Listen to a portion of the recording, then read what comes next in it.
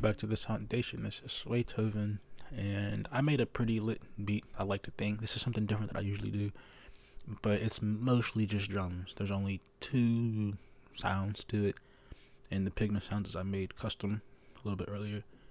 But we're gonna listen to it, and I'll talk about how I mix the drums. It's nothing special at all, but I think it's nice. Maybe you can pick something up off of what I'm putting down. So yeah.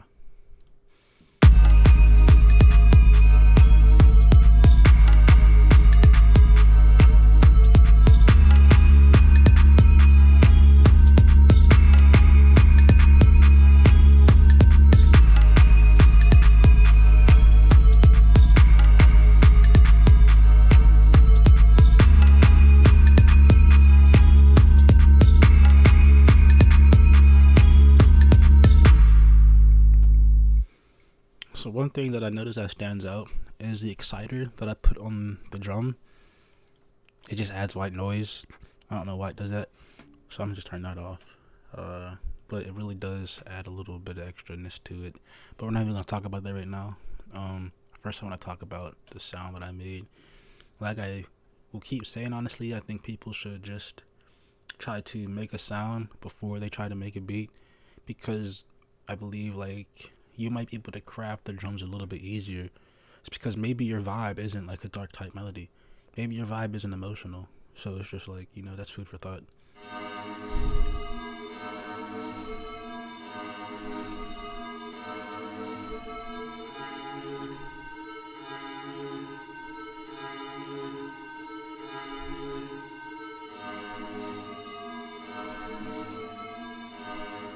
But that's a sound that I made earlier.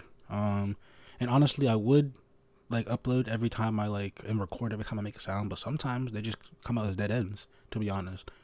If you ever want to get into sound design, you're gonna start turning knobs and tuning things, and you're gonna start going down the path, and sometimes that path, it just comes out terrible. You could just restart, but this sound came out nice. And speaking of sounds, I've been making a couple recently. I have a few, not that bad, getting kind of better at it since I want them to come out nice in the mix. So when making sounds, you want to at least have the mix in mind. So you want to make sure you fine-tune frequencies and stuff like that. But sometimes the sounds that I make are complex, like this sound right here.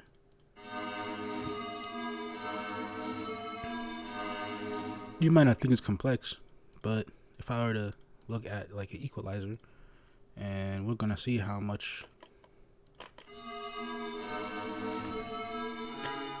the fact that it takes up all of those frequencies, I think, is complex. It's because if I had something like this whistle right here, start really taking up that many frequencies.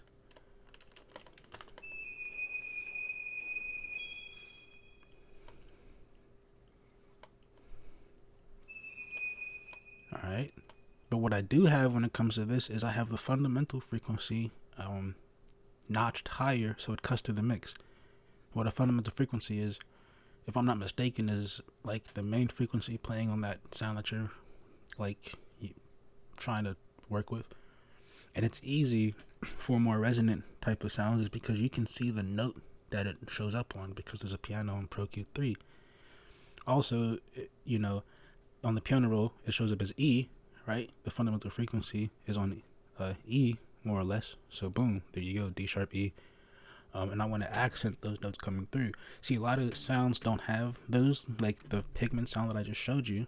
All right, when you want to mix things and stuff like that, you might have to, try to really find what you want to be able to accent or decrease or increase in sound or whatever like that. So we can listen to this again.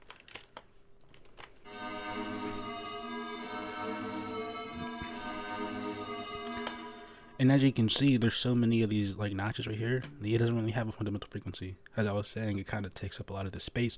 So it's not like I'm going to add more sounds to this. Now I could, right?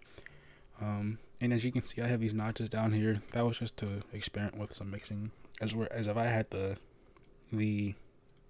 peaks coming up in the whistle, I had the same notches going down, and this so you could really hear it throughout the mix, because there's only these two sounds. The rest of it is just drums. And me personally, my drums usually come out the same every time is because I usually like to make dark type of melodies, and I also use the same 808 in every single beat that I make, even this one. But you can mix 808s to sound a little bit different, to hit a little bit different and all that sort of stuff, so like it doesn't really matter that much. But the thing about 808s, in my opinion, is that if you didn't have any melody, if you didn't have any other sounds, that 808 has frequencies within itself that could shape the tone of like a whole song. And it's just like, I don't like how I mix this, to be honest, but we're just gonna have to roll with it. But let's look at the equalizer for the 808.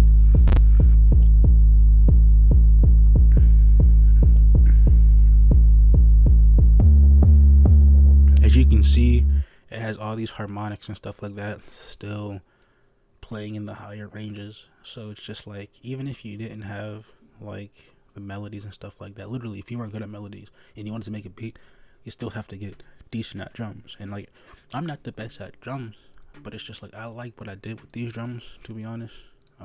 Just because it's just like, it's a different type of vibe of song that I made. So I mean,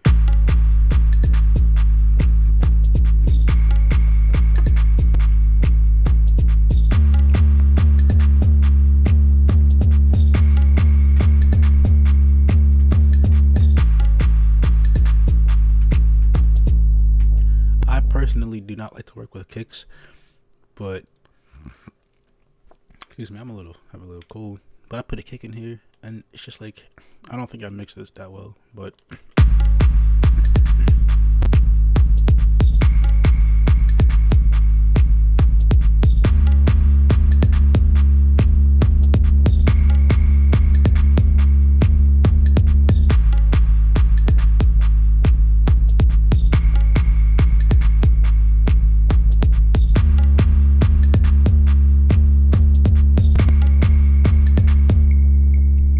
I heard a little bit of rumble in that kick in the low end. And you know, those tiny things, like, you probably heard people say that, right? Over time, you're just gonna be able to hear that out. You know what I'm saying? And like, even if you may or may not hear it out, sometimes you just cut out the low end, even if it's not there, and just hear how there might or might not be rumble inside your low end when you're working and mixing that. So yeah, and one thing I like to do with my 808s to add some sort of rhythm with, along with the kicks, is I like to side chain it with the fruity limiter, and that's what this sounds like.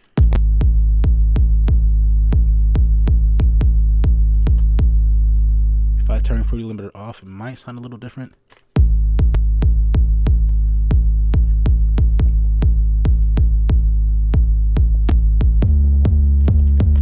Okay, like, it doesn't sound like too different for real, but I'm gonna show you the difference right here.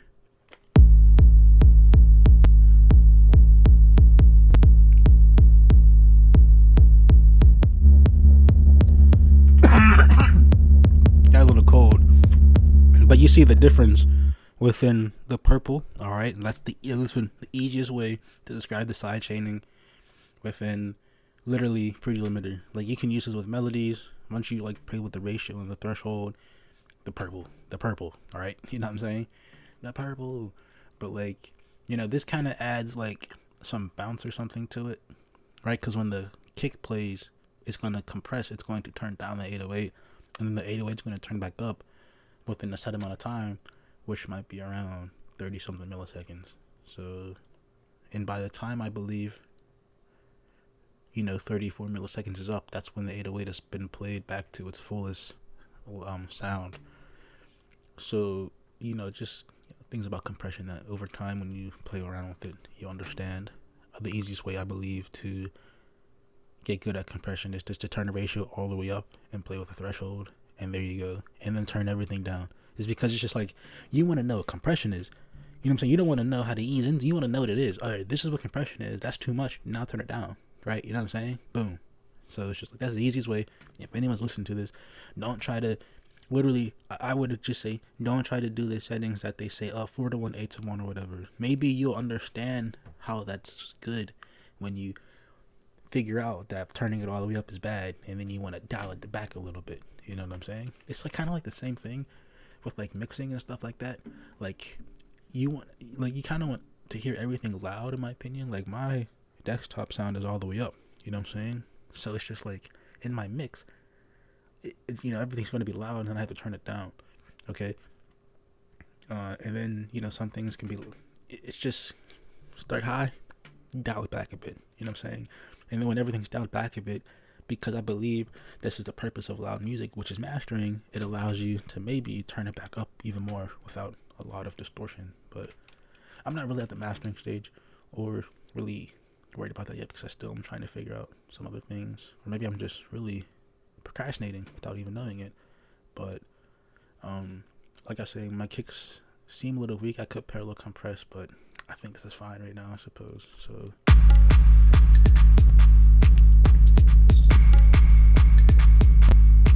and as you can see, there's a lot of panning within these drums. That is to easily differentiate which drums are playing.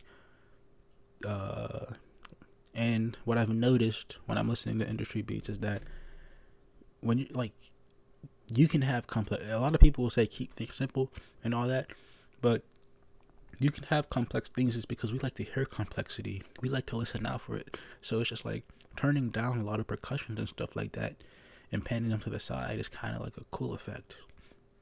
Excuse me. And it's not like kind of like a cool effect. It's just like what it is. You know what I'm saying? Like, it's just like you should just try it. I feel like I have a lot of things. Maybe I should clap. These claps are do something like that.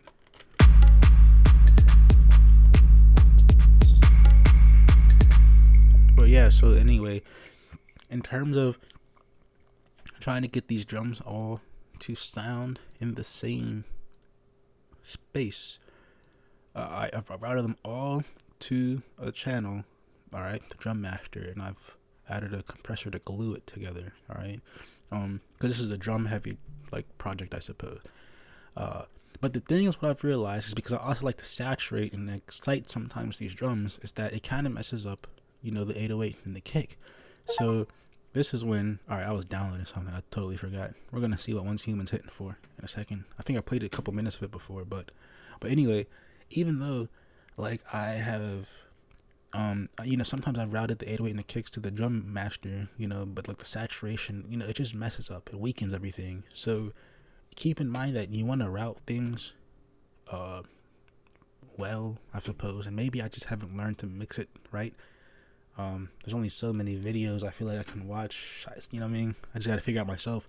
So what I have here is I have all the perks. Nothing that has sub in it. I have all the perks routed to the drum master, and they're saturated. They're going to be excited. They're glued together, and I have the 808 and the kick routed to this insert 17. All right. What's also routed to the insert 17, which is let's just name it the super drum master, is the regular drum master with the perks. So these perks right here, and maybe I might be able to change the color for all of them at the same time. Okay, so these perks right here are all routed to the drum master. Okay, and they're mixed together. All right, and they're only mixed separately from the sub type of drums, with some more in the sub range, like the 808 and the kick, because it's gonna mess up. So these are routed to the super drum master.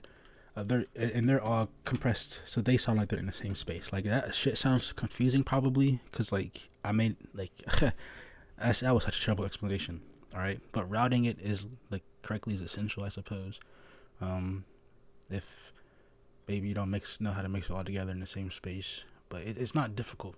All right, it's not hard. All right, it's just I don't want the 808 and the kick to be messed up by the saturation and the exciter for my perks, okay, for the shaker and the claps and the bongs and stuff like that. But perks and bongs, what are we talking about here? But anyway, so I tried something different this time. The melody's actually not even glued together. It doesn't really matter, but those are just some things that I did it's like I think a lot of people go super in depth with like mixing and stuff like that, but I don't really think it has to be that difficult. Like, and I'm finally understanding it now. Like, yeah, turn the stuff down, right? Because the thing is, when you go to your master and you add multi-band compression and a limiter and the clipper that you guys love to add, it turns everything up, right? So you need to turn that stuff down so you don't hear the distortion I'm imagining and like I guess the clipping or something like that, if I'm not mistaken. And it's gonna sound good, you know. But if it doesn't sound good, if you hear something weird in the kicks or if the snares or the snaps sound weird, change the sample basically. You know what I mean? And I've heard that a couple times. Maybe there was like some weird extra noise in the kick finally because everything was turned up, and I'm like, oh, this kick is nasty. That's why I don't really like working with kicks any longer. Is because there's always some textured kick. I don't really like much texture. I'd rather just have like some awesome 808. And a lot of 808s do have their own kick to it, but I felt like this was appropriate to have like some sort of kick. But like I don't know, like I wish I could, you know, teach you how to make sounds and stuff like that, but this was all inspired by the sound that I made, like this hollow movement sound, and that's it. This sound inspired the vibe of these drums, and that's something else that I would preach. Like these sounds inspire, you know, these sounds make the rest of what's already there. And even though this doesn't sound amazing, I suppose, I think it sounds cool. And what I imagine is just like this being played in like a club setting. But like what type of lyrics would be said over it?